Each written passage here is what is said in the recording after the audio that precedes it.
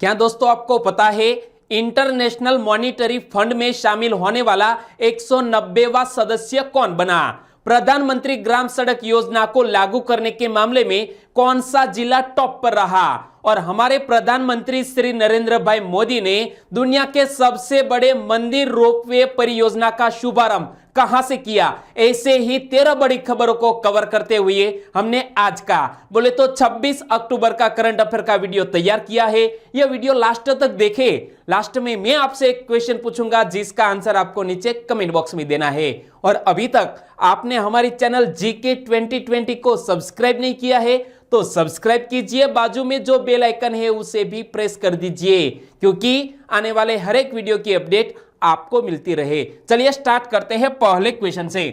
पहला question, IMF में शामिल होने वाला 190वां सदस्य कौन बना? आईएमएफ पूरा नाम इंटरनेशनल मॉनिटरी फंड, और इसका 190वां सदस्य बना है अंडोरा। यानी कि इस क्वेश्चन का सही आंसर है अंडोरा। और यहां आप मैप में देखिए अंडोरा कहां पर स्थित है, तो यह है अंडोरा। इनकी एक तरफ है स्पेन और दूसरी तरफ है फ्रांस, और दोनों के बीच है यह अंडोरा। अंडोरा फ्रांस और स्पेन के बीच स्थित एक माइक्रो स्टेट है। हालांकि यह यूरोप का सबसे बड़ा माइक्रो स्टेट है अंडोरा। और आईएमएफ की सदस्यता लेने के बाद अंडोरियन सरकार आईएमएफ की नीति सलाह का भी लाभ उठा सकेंगे। और यहां मैं आपको फिर से अंडोरा का मैप दिखाना चाहूंगा। तो यहां आप देख सकते हैं एक तरफ है यहां स्पेन और दूसरी तरफ है फ्रांस, और यहां यह सबसे मिनी स्टेट यह अंडोरा। तो अंडोरा की कैपिटल का नाम क्या है? अंडोरा ला विला। क्या? अंडोरा ला विला जो इसकी कैपिटल का नाम। और अंडोरा की करेंसी है यूरो, और इसके वर्तमान प्रधानमंत्री कौन है? इमेज में देख सकते हैं जेवियर एस्पोर्ट जमोरा। क्या नाम है? जेवियर एस्पोर्ट जमोरा। वो अंडोरा के वर्तमान प्रधानमंत्री है। और यहां जब वो 190वां सदस्य बना है आईएमएफ का, तो आईएमएफ के बारे में आपको इतना जान लेना चाहिए। आईएमएफ का हेडक्वार्टर अमेरिका के वॉशिंगटन डीसी में स्थित है। आईएमएफ की स्थापना कब हुई? 27 दिसंबर 1945। और अब आईएमएफ के कुल सदस्य कंट्री कितने बन गए हैं? 190। और इनसे पहले 189 थे। अंडोरा शामिल हुआ, सदस्य देश बन गए 190। और यहां से क्वेश्चन निकल सकता है, याद रखिए आईएमएफ एक अंतरराष्ट्रीय संस्था है जो अपने सदस्य देशों की वैश्विक आर्थिक स्थिति पर नजर रखने का काम करती है। और आईएमएफ की वर्तमान प्रमुख कौन है? Kristalina Georgieva. इमेज में आप देख सकते हैं। तो दोस्तों इसी तरह हर क्वेश्चन से जुड़े इंपॉर्टेंट फैक्ट मैं आपके सामने रखता हूं। हमारा यह तरीका आपको अच्छा लगता है लाइक करना मत भूलिएगा। दूसरा क्वेश्चन आ रहा है स्क्रीन पर। शहरी शिक्षा नीति में सुधार के लिए पैनल का गठन किसने किया है?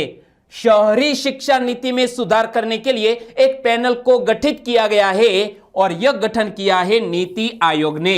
यानी कि इस क्वेश्चन का सही आंसर है ऑप्शन डी। और हमारी नई शिक्षा नीति अब लागू होने जा रही है, तो यहां शहरी शिक्षा नीति में सुधार के लिए एक पैनल का गठन किया है नीति आयोग ने। नीति आयोग ने शहरी शिक्षा नीति प्रणाली में सुधार की शुरुआत करने के लिए एक 14 सदस्यीय सलाहकार समिति का गठन किया है। और इस पैनल की अध्यक्षता कौन करेंगे? वो भी एक मोस्ट इंपोर्टेंट क्वेश्चन बन सकता है। इस पैनल की अध्यक्षता करेंगे नीति आयोग के उपाध्यक्ष कौन है? राजीव कुमार इस पैनल की अध्यक्षता करेंगे। और इसके 14 सदस्य में कौन कौन से मंत्रालय के सचिव शामिल होने वाले हैं? तो याद रखो सदस्य समिति के सदस्य के रूप में एक तो नीति आयोग के सीईओ कौन है? अमिताभ कांत। इसी के साथ साथ आवास और शहरी मामलों के मंत्रालय के सचिव, शिक्षा मंत्रालय के सचिव और पंचायती राज मंत्रालय के सचिव इस समिति के सदस्य होंगे। और यहां हम बात करते हैं नीति आयोग की। तो नीति आयोग का गठन कब हुआ? 1 जनवरी 2015 को नीति आयोग का गठन किया गया। और नीति आयोग ने किसका स्थान लिया है? योजना आयोग का स्थान लिया है। और नीति आयोग के अध्यक्ष कौन होते हैं? हमारे देश के प्रधानमंत्री ही नीति आयोग के अध्यक्ष होते हैं। और नीति आयोग के उपाध्यक्ष कौन है? जैसा कि मैंने हाल ही में आपको बताया, राजीव कुमार। और नीति आयोग के मुख्य कार्यकारी अधिकारी बोले तो सीईओ कौन है? अमिताभ कांत। और नीति आयोग में स्वास्थ्य सलाहकार के रूप में वर्तमान समय में कार्यरत है आलोक कुमार। और नीति आयोग का पूरा नाम क्या होता है? National institute for transforming India, NITI Aayog का पूरा नाम। तीसरा क्वेश्चन, निम्न में से किस राज्य में विजयादशमी को विद्यारंभम दिवस के रूप में मनाया जाता है? विजयादशमी का त्योहार हाल ही में मनाया गया, लेकिन विजयादशमी के त्योहार को विद्यारंभम दिवस के रूप में मनाया जाता है केरल राज्य में। यानी कि इस क्वेश्चन का सही आंसर है केरल राज्य। यानी कि विद्या का आरंभ, यहां आपको दो शब्द मिलेंगे, विद्या प्लस आरंभम, यानी कि विद्या का आरंभ इसी दिवस के अवसर पर किया जाता है केरल राज्य में। जैसा कि अन्य राज्यों में वसंत पंचमी के त्योहार पर मां सरस्वती की पूजा की जाती है, इसी तरह का यह एक त्योहार है केरल में जिसका नाम है पूजा विप्पू। क्या नाम है? पूजा विप्पू। तो देखो, पूजा विप्पू का आयोजन सभी प्रमुख मंदिरों, सांस्कृतिक केंद्रों और घरों में आयोजित किया गया और छात्र देवी सरस्वती से आशीर्वाद के लिए पूजा में अपनी पुस्तकें और अध्ययन सामग्री रखी। और केरल में विजयादशमी को विद्यारंभम दिवस के रूप में मनाया जाता है। हमारी कला एवं संस्कृति की दृष्टि से क्लास 1-2 की एग्जामिनेशन में यहां से क्वेश्चन निकल सकता है। याद रखिए, यह आपको इनोवेटिव लगता है, हमारा यह इंफॉर्मेशन इनोवेटिव लगता है तो लाइक करना मत भूलिएगा। और यहां जब हम विद्यारंभम दिवस के बारे में बात करते हैं तो केरल से जुड़े कुछ और भी त्योहार की बात कर ले। एक प्रमुख त्योहार है केरल राज्य का ओणम। तो ओणम केरल का सबसे प्राचीन त्योहार है और ओणम एकता और भाईचारे का प्रतीक है। क्या? ओणम।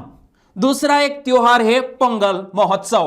पोंगल महोत्सव केरल के प्रसिद्ध त्योहारों में से एक है और यह 10 दिवसीय पर्व खास तौर पर महिलाओं के द्वारा किया जाने वाला यह उत्सव है, पोंगल उत्सव। और तीसरा एक है त्रिशूर पूरम महोत्सव। केरल का 200 वर्ष पुराना महोत्सव है यह त्रिशूर पूरम महोत्सव और यह त्योहार एकता और भाईचारे का प्रतीक है, वो भी मनाया जाता है केरल राज्य में। और हाल ही में यह एक क्वेश्चन और केरल को लेकर सुर्खियों में था और यह क्वेश्चन किस मंदिर से जुड़ा हुआ था? तो यहां आप इमेज में देख सकते हैं शबरीमाला मंदिर। वो क्वेश्चन क्या था? हाल ही में सुर्खियों में रहा शबरीमाला मंदिर किस राज्य में स्थित है? केरल राज्य में। और सुर्खियों में क्यों आया? पिछले कुछ महीनों से कोविड-19 के कारण इसे बंद कर दिया गया था और अब इसे फिर से श्रद्धालुओं के लिए फिर से खोल दिया गया है। कौन सा मंदिर? शबरीमाला मंदिर। और बात करते हैं केरल राज्य की, तो आप मैप में देखिए, एक तरफ कर्नाटक, दूसरी तरफ तमिलनाडु, दो राज्यों से सटा हुआ और इधर है दोस्तों यह हिंद महासागर। केरल की कैपिटल का नाम है तिरुवनंतपुरम। केरल के राज्यपाल है आरिफ मोहम्मद खान। तो केरल के मुख्यमंत्री कौन है? पिनाराई विजयन। और केरल की मुख्य भाषा कौन सी है? मलयालम। और यहां पर अंग्रेजी भाषा भी बोली जाती है। और शांत घाटी नेशनल पार्क किस राज्य में स्थित है? यह यदि क्वेश्चन पूछ लिया जाए तो भी हमारा आंसर आएगा केरल राज्य। चौथा क्वेश्चन, हाल ही में सुर्खियों में रही मेघा परमार कौन है? इमेज में देख सकते हैं मेघा परमार। और सुर्खियों में क्यों रही वो मैं आपको बताता हूं। हमारे सरकारी चैनल या तो डीडी न्यूज हो या तो ऑल इंडिया रेडियो न्यूज हो, तो इन पर कोविड-19 के जन जागरूकता अभियान के तहत कोई भी सेलिब्रिटी को यहां इसके आवाज में लोगों को एक संदेश दिया जाता है। और हाल ही में सुर्खियों में रही मेघा परमार। मेघा परमार एक जानी मानी पर्वतारोही है, यानी कि इस क्वेश्चन का सही आंसर है ऑप्शन बी, पर्वतारोही। और वो उन्होंने कुछ ऐसे मुकाम हासिल किए हैं जो आम व्यक्ति के लिए यह मुमकिन है। तो देखो, माउंट एवरेस्ट फतह करने वाली मध्य प्रदेश की पहली महिला, हाँ, मध्य प्रदेश की ऐसी पहली महिला जिन्होंने माउंट एवरेस्ट पर फतह किया हो, तो इसका नाम है मेघा परमार। ने लोगों से कोरोना से बचने के लिए मास्क लगाने और सुरक्षित दूरी बनाए रखने का अनुरोध किया और इसीलिए सुर्खियों में रही मेघा परमार। और यहां पर पढ़ सकते हैं एवरेस्ट बेस कैंप 2016। और यहां मेघा परमार की और बात करें, साथ ही सातों महाद्वीपों में से 4 महाद्वीप के ऊंचे पर्वतों को मेघा परमार ने फतह किया है। और अभी वर्तमान समय में पूरे मध्य प्रदेश की बेटी बचाओ बेटी पढ़ाओ की ब्रांड एम्बेसडर भी है मेघा परमार। और इसलिए आपको इस महिला के बारे में इतना याद रखना चाहिए। लेकिन यहां जिक्र किया गया है माउंट एवरेस्ट का। तो इंटरनेशनल एवरेस्ट डे प्रति वर्ष कब मनाया जाता है? 29 मई को। तो अंतरराष्ट्रीय एवरेस्ट दिवस 29 मई को ही क्यों मनाया जाता है? इसी दिन को नेपाल के तेंजिंग नोर्गे, इमेज में देख सकते हैं तेंजिंग नोर्गे, और न्यूजीलैंड के सर एडमंड हिलेरी ने माउंट पर पहली बार चढ़ाई की थी, जिसके बाद वह एवरेस्ट फतह करने वाले पहले इंसान बन गए थे। और इसी घटना को याद करते हुए 29 मई को अंतरराष्ट्रीय एवरेस्ट दिवस मनाया जाता है। 5वां क्वेश्चन, नरेंद्र मोदी ने दुनिया के सबसे बड़े मंदिर रोपवे परियोजना का उद्घाटन कहां किया? हमारे प्रधानमंत्री श्री नरेंद्र भाई मोदी ने वीडियो कॉन्फ्रेंसिंग के जरिए दुनिया के सबसे बड़े मंदिर रोपवे परियोजना का शुभारंभ किया है। गुजरात का जूनागढ़ जिला और गुजरात का सबसे ऊंचा पर्वत यानी कि गिरनार। जी हां, इसीलिए इस क्वेश्चन का सही आंसर है ऑप्शन ए गिरनार, जो कहां पर स्थित है? जूनागढ़ में।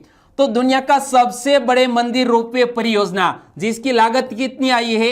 130 करोड़ रुपए। और गिरनार पर्वत पर मां अंबे भी विराजती है, गोरखनाथ शिखर भी है, गुरु दत्तात्रेय का शिखर भी है और जैन मंदिर भी। और अब यहां विश्व स्तरीय रोपवे बनने से सबको सुविधा मिलेगी, यानी कि यहां जर्नलिज्म के क्षेत्र में एक आमूल परिवर्तन दिखने को मिलेगा और पर्यटकों की संख्या में भी बढ़ोतरी होगी। और अभी तक मंदिर तक जाने में जो 5-5 या तो 7-7 घंटों का वक्त लगता था, अब यह दूरी रोपवे से 7-8 मिनट में ही तय हो जाएगी। यानी कि कोई भी बुजुर्ग व्यक्ति है वो यहां दर्शन के लिए आता है तो वो 7 से 8 मिनट में अपने यहां मुकाम तक पहुंच सकता है, यानी कि दर्शन के लिए मंदिर तक पहुंच सकता है। और जूनागढ़ के प्राचीन शहर का नामकरण एक पुराने दुर्ग के नाम पर हुआ है। पुराने यानी कि जूनागढ़, और गुजराती में जूना का मतलब होता है पुराना और गढ़ का मतलब होता है दुर्ग। ओके, और यहां हम बात करते हैं जूनागढ़ की। तो जूनागढ़ एक ऐसा शहर जिसका इतिहास ईसा पूर्व से भी जुड़ा हुआ है और इसीलिए कई बार एग्जामिनेशन में यहां हमारे प्राचीन इतिहास से जुड़े क्वेश्चन पूछ लिए जा सकते हैं। और इसीलिए यह फैक्ट मैं आपको बता रहा हूं। पहाड़ियों की दूसरी ओर शक क्षत्रप रुद्रदामन का भी अभिलेख है। इस अभिलेख में मौर्य सम्राट चंद्रगुप्त मौर्य के आदेश से वहां पर सुदर्शन झील के निर्माण का भी उल्लेख है। तो चंद्रगुप्त मौर्य उन्होंने अपने शासनकाल में सुदर्शन झील का निर्माण करवाया था जूनागढ़ में। और गिरनार की एक पहाड़ी की तलहटी में अशोक के शिलालेख, जो कि ईसा पूर्व 3री शताब्दी में बनाया गया था, वो भी एक चट्टान में यहां पर बने हुए को आप देख सकते हैं। सम्राट अशोक, इसका शिलालेख भी जूनागढ़ में स्थित है, जो मैंने आपको बताया। 6ठा क्वेश्चन, देश के सबसे बड़े हृदय रोग चिकित्सा अस्पताल का उद्घाटन कहां किया गया? देश के सबसे बड़े हृदय रोग चिकित्सा अस्पताल का उद्घाटन हाल ही में वीडियो कॉन्फ्रेंसिंग के जरिए हमारे प्रधानमंत्री श्री ने किया है अहमदाबाद में। यानी कि इस क्वेश्चन का सही आंसर है ऑप्शन डी, अहमदाबाद की सिविल हॉस्पिटल के परिसर में इसका हाल ही में उद्घाटन किया गया। प्रधानमंत्री श्री नरेंद्र भाई मोदी ने अहमदाबाद में सिविल अस्पताल परिसर में देश के सबसे बड़े हृदय रोग चिकित्सा अस्पताल, जिसका नाम है UN मेहता हृदय रोग विज्ञान और अनुसंधान केंद्र, इसका उद्घाटन किया। और उन्होंने इस अवसर पर एक टेलीकार्डियोलॉजी मोबाइल एप्लीकेशन का भी शुभारंभ करवाया। और UN मेहता हृदय रोग विज्ञान और अनुसंधान केंद्र में 470 करोड़ रुपए की लागत से नई सुविधाएं स्थापित की गई है। और अब यहां बिस्तरों की संख्या जो पहले 450 थी, इसे अब बढ़ाकर 1250 से ज्यादा कर दी गई है। और इसलिए यहां हृदय रोग विज्ञान अनुसंधान केंद्र जो कहां पर स्थित है दोस्तों, तो यह सिविल हॉस्पिटल के परिसर में स्थित है। नाम मत भूलिएगा, UN मेहता के नाम पर यह अनुसंधान केंद्र है। और बात करते हैं ऐतिहासिक यानी कि वर्ल्ड हेरिटेज शहर अहमदाबाद की। तो अहमदाबाद के बारे में कुछ फैक्ट मैं आपको बताने जा रहा हूं। अहमदाबाद भारत का 7वां सबसे बड़ा शहर है और शहर साबरमती नदी के किनारे पर बसा हुआ है। किस नदी के किनारे पर? साबरमती नदी के किनारे पर। और इसके आसपास जो यह साबरमती रिवर फ्रंट बनाया गया है, इनसे देखते हुए कहीं ऐसे सैलानियों का यहां मन काफी खुश हो जाता है। और अहमदाबाद को कर्णावती के नाम से भी जाना जाता है। क्या? कर्णावती के नाम से भी अहमदाबाद को जाना जाता है। और अहमदाबाद को भारत का मैनचेस्टर भी कहा जाता है। शहर का नाम सुल्तान अहमद शाह के नाम पर पड़ा था। इस शहर को भारत का मैनचेस्टर भी कहा जाता है। और साबरमती आश्रम, हमारे पूज्य बापू का यह आश्रम साबरमती आश्रम, जिसकी स्थापना महात्मा गांधी जी ने सन 1915 में की थी। तो इतने फैक्ट याद रख लीजिए। 7वां क्वेश्चन, आउटस्टैंडिंग यंग पर्सन 2020 से किसको सम्मानित किया जाएगा? आंसर आपके सामने है। इस महिला को आउटस्टैंडिंग यंग पर्सन 2020 से सम्मानित किया जाने वाला है। लेकिन इस महिला का नाम है डॉक्टर जयजेनी वर्गीस। हमारे भारतीय मूल की एक ब्रिटेन की नागरिक है डॉक्टर जयजेनी वर्गीस, जिसको हाल ही में यह आउटस्टैंडिंग यंग पर्सन 2020 से सम्मानित किया जाएगा। तो देखो, ब्रिटेन की भारतीय मूल की प्लास्टिक सर्जन डॉक्टर जयजेनी वर्गीस को स्तन कैंसर के निदान और उपचार के लिए उनके अविश्वसनीय वैज्ञानिक योगदान के लिए एक गैर लाभकारी यानी कि एनजीओ द्वारा outstanding young person of the world 2020 चुना गया है। यानी कि यह सम्मान पाने वाली हमारे भारतीय मूल की इस डॉक्टर का नाम मत भूलिएगा, डॉक्टर जयजेनी वर्गीस। 8वां क्वेश्चन, हर साल दुनिया भर में विश्व पोलियो दिवस कब मनाया जाता है? प्रति वर्ष वर्ल्ड पोलियो डे मनाया जाता है 24 अक्टूबर को। यानी कि यूनो डे के अवसर पर ही इसी दिन को 24 अक्टूबर को वर्ल्ड पोलियो डे मनाया जाता है। यानी कि इस क्वेश्चन का सही आंसर है ऑप्शन सी, 24 अक्टूबर। 24 अक्टूबर बोले तो विश्व पोलियो दिवस। तो यह दिवस मनाने का उद्देश्य क्या है? पोलियो टीकाकरण के बारे में जागरूकता बढ़ाना और पोलियो को खत्म करना। और इस दिन की शुरुआत कब हुई थी? किसने की थी? तो रोटरी इंटरनेशनल द्वारा जोनास साल्क के जन्म के उपलक्ष्य में यह दिवस मनाने की शुरुआत की गई थी और इसीलिए 24 अक्टूबर को मनाया जाता है। किसके द्वारा? रोटरी इंटरनेशनल के द्वारा। और किसके जन्म दिवस के उपलक्ष्य में? Jonas Salk.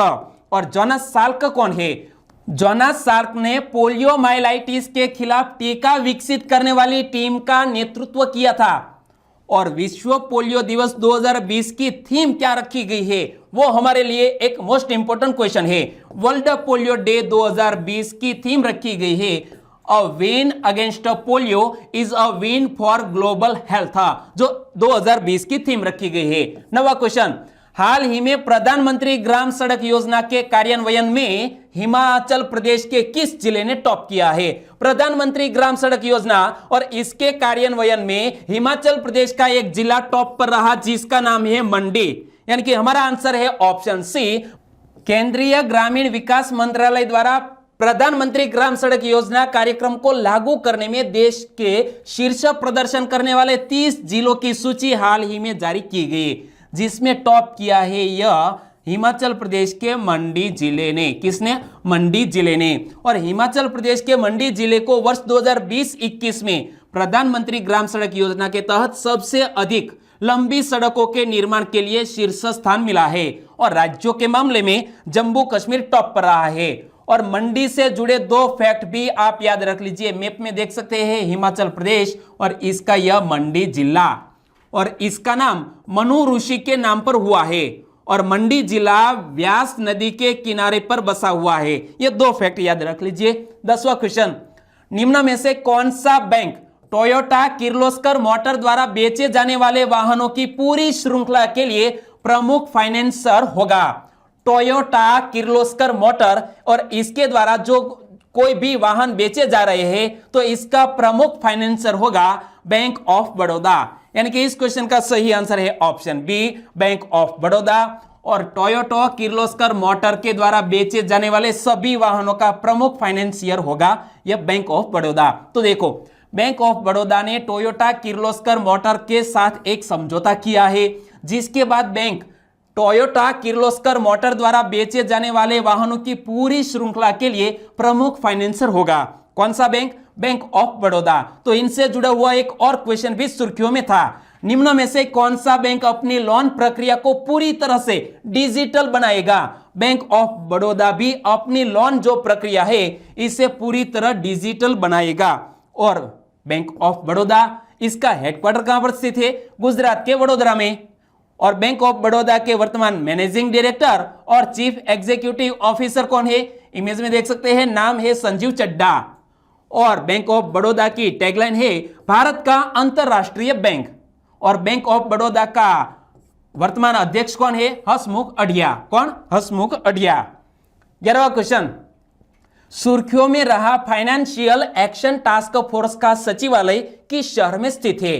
Financial action task force, तो दोस्तों हाल ही में यह सुर्खियों में क्यों रहा? क्योंकि हाल ही में FATF ने पाकिस्तान को ग्रे लिस्ट में अभी भी बरकरार रखा है और इसलिए पाकिस्तान को जो विदेशों से वित्तीय सहायता मिलनी चाहिए वो अब नहीं मिल सकती। वर्ल्ड बैंक हो या तो इंटरनेशनल मॉनिटरी फंड हो, इसके द्वारा जो वित्तीय सहायता मिलती है वो अब पाकिस्तान को नहीं मिलेगी क्योंकि अभी भी वो ग्रे लिस्ट में बना हुआ है और वो पाकिस्तान देश वो आतंकवादियों को फंडिंग रोकने के मामले में नाकाम रहा है और इसीलिए इसे ग्रे लिस्ट में रखा गया।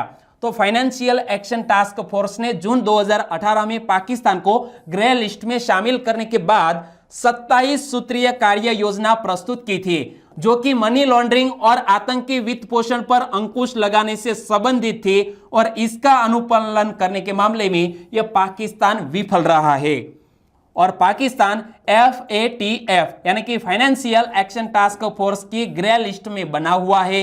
इसलिए पाकिस्तान के लिए अंतरराष्ट्रीय मुद्रा कोष, विश्व बैंक, एशियाई विकास बैंक और यूरोपीय संघ से वित्तीय सहायता प्राप्त करना मुश्किल होगा। और यहां बात करते हैं फाइनेंशियल एक्शन टास्क फोर्स की, तो इसकी स्थापना कब हुई? वर्ष 1989 में एक अंतर सरकारी निकाय के रूप में G7 शिखर सम्मेलन के दौरान FATF की स्थापना की गई। किस उद्देश्य से फाइनेंशियल एक्शन टास्क फोर्स की स्थापना की गई? मनी लॉन्ड्रिंग, आतंकवादी वित्त पोषण जैसे खतरों से निपटने हेतु इसकी स्थापना की गई है। और इसका सचिवालय कहां पर स्थित है? पेरिस स्थित आर्थिक सहयोग विकास संगठन, बोले तो OECD के मुख्यालय में इसका हेडक्वार्टर स्थित है। कहां पर? पेरिस में। और वर्तमान में FATF में भारत समेत 37 सदस्य देश और 2 क्षेत्रीय संगठन शामिल है और भारत वर्ष 2010 से FATF का सदस्य देश बना है। तो यह फैक्ट भी याद रख लीजिए, भारत कब से सदस्य देश है? 2010 से FATF का सदस्य देश। 12वां question, the causes of the Indian revolt नामक पुस्तक किस क्रांतिकारी ने लिखी है? यह आप इस किताब का फ्रंट पेज देख सकते हैं, causes of the Indian revolt. और इस किताब को किसने लिखा है? लिखा है सर सैयद अहमद खान ने। यानी कि इस क्वेश्चन का सही आंसर है option C, sir Syed Ahmad Khan, जो एक जाने माने शिक्षाविद भी थे, हमारे भारत देश के क्रांतिकारी भी थे और एक समाज सुधारक भी थे। यानी कि इस क्वेश्चन का सही आंसर है सर सैयद अहमद खान। इमेज में आप देख सकते हैं। और यह क्वेश्चन मैंने सेट क्यों किया? क्योंकि 17 अक्टूबर 2020 को सर सैयद अहमद खान की जयंती को सर सैयद दिवस के रूप में मनाया गया और सर सैयद अहमद खान का जन्म वर्ष 1817 में एक ऐसे परिवार में हुआ था जो मुगल दरबार के करीब था। लेकिन आखिर सर सैयद अहमद खान ने अपने समाज को सुधार हेतु एक पत्रिका भी चलाई। तो उन्होंने अपनी पत्रिका तहजीब उल अखलाक, कौन सी है? तहजीब उल अखलाक का फ्रंट पेज आप यहां देख सकते हैं। इसका अंग्रेजी मीनिंग क्या होता है? Social reformer. तो इस पत्रिका के माध्यम से उन्होंने बहुत भावपूर्ण मार्मिक तरीके से सामाजिक और धार्मिक मुद्दों पर लोगों को जागरूक करने हेतु कोशिश भी की थी। 13वां क्वेश्चन, हाल ही में लाइफ इन मिनिएचर परियोजना किसने शुरू की है? लाइफ इन मिनिएचर योजना शुरू की है हमारे संस्कृति मंत्रालय के मंत्री प्रहलाद सिंह पटेल ने। यानी कि इस क्वेश्चन का सही आंसर है ऑप्शन डी, प्रहलाद सिंह पटेल। तो देखो, प्रहलाद सिंह पटेल बोले तो हमारे केंद्रीय संस्कृति और पर्यटन राज्य मंत्री है, स्वतंत्र प्रभार। और लाइफ इन मिनिएचर परियोजना आखिरकार है क्या? इस परियोजना की शुरुआत के बाद विश्व भर के लोग राष्ट्रीय संग्रहालय नई दिल्ली के कई 100 लघु चित्रों को Google arts and culture app के माध्यम से अब देख सकेंगे कोई भी जगह पर। और इस ऐप को लॉन्च किया है किसने? गूगल ने। यहां पर पढ़ो गूगल आर्ट्स एंड कल्चर। तो Google arts and culture app के बारे में मैं आपको बताऊं तो Google arts and culture Google की एक गैर लाभकारी पहल है और यह विश्व भर में सांस्कृतिक संस्थानों और कलाकारों के साथ मिलकर कार्य करती है। और दोस्तों अब बात करते हैं लास्ट वीडियो के क्वेश्चन की। लास्ट वीडियो में मैंने आपसे क्वेश्चन पूछा था, आसन कंजर्वेशन रिजर्व निम्न में से किस राज्य का पहला रामसर साइट है? और हमारे भारत देश का 38वां यह वेटलैंड, और यह हाल ही में कहां पर बना है दोस्तों? इस क्वेश्चन का सही आंसर था ऑप्शन डी, उत्तराखंड का पहला और हमारे देश का 38वां यह रामसर साइट बना है। और इसलिए इस क्वेश्चन का सही आंसर था ऑप्शन डी, उत्तराखंड। लगभग सभी दोस्तों ने इस क्वेश्चन का सही आंसर दिया है। इनके कुछ नाम लेना चाहूंगा। प्रफुल्ल ठाकरे, उन्होंने इस क्वेश्चन के बारे में डिटेल में बताया है। एवरी सक्सेस एग्जाम स्टडी नामक एक हमारे कोई सब्सक्राइबर फ्रेंड है, उन्होंने भी इस क्वेश्चन के बारे में डिटेल में बताया। मकवाना प्रेम जी, आपका आंसर बिल्कुल सही है। और उन्होंने यह भी लिखा कि हिमालय के गढ़वाल क्षेत्र में देहरादून जिले के यह नजदीक में स्थित है यह रामसर साइट। और पर्वत डामोर ने इसके बारे में डिटेल में बताया। साथ साथ उत्तराखंड की कैपिटल, मुख्यमंत्री और राज्यपाल का भी जिक्र किया है। पर्वत डामोर, आपको बहुत बहुत धन्यवाद। रितेश कुमार पंडित, उन्होंने भी इसी तरह के कई ऐसे फैक्ट बताए जो हमारे लिए यूजफुल है। और मेघजी माटिया फ्रॉम राजकोट से। प्रतीक परमार, उन्होंने भी इस क्वेश्चन का सही आंसर लिखा है। और प्रतीक परमार वो हमारे बापू की नगरी यानी कि हमारे मोहनदास करमचंद गांधी जी का जन्म स्थान बोले तो पोरबंदर, पोरबंदर को सुदामापुरी भी कहा जाता है, वहां से सही आंसर भेजा है प्रतीक परमार ने। Well done. और विश्व मेवाड़ा, आपका आंसर भी बिल्कुल सही। हमारे और 3 सब्सक्राइबर फ्रेंड है, वो है आशीष राउत, उन्होंने यहां इसके बारे में डिटेल में बताया है कि उत्तराखंड फर्स्ट रामसर साइट, और इसके बारे में उन्होंने जिक्र किया है। बहुत ही बढ़िया। और तुषार ओझा, गुजराती में लिखा है कि रामसर साइट अब 38 हो गए हैं। और SM राठौड़, आपका आंसर भी बिल्कुल सही। सभी दोस्तों को सही आंसर देने के लिए बहुत बहुत धन्यवाद। और आज के वीडियो का क्वेश्चन ए रहा स्क्रीन पर। हाल ही में सुर्खियों में रहे इंदिरा गांधी राष्ट्रीय कला केंद्र की स्थापना किसने की थी? सुर्खियों में इसीलिए रहा क्योंकि इंदिरा गांधी राष्ट्रीय कला केंद्र को हाल ही में विस्थापित किया जाएगा।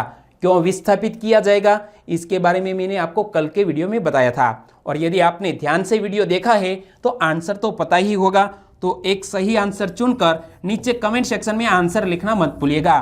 और वीडियो वाकई में अच्छा लगा है, हेल्पफुल लगा है तो लाइक कीजिए और आपके दोस्त भी इस वीडियो का आनंद उठा सके, इसलिए फेसबुक, व्हाट्सएप या टेलीग्राम के जरिए इस वीडियो की लिंक शेयर करना मत भूलिएगा। हमारे टेलीग्राम चैनल से भी आप जुड़ सकते हैं और हमारे फेसबुक पेज है, फेसबुक पेज पर जाकर यह सारे क्वेश्चन भी पढ़ सकते हैं। ओके दोस्तों, आज का वीडियो यहीं खत्म करते हैं, फिर मिलेंगे नए करंट अफेयर वीडियो के साथ। तब तक के लिए टेक केयर एंड जय हिंद।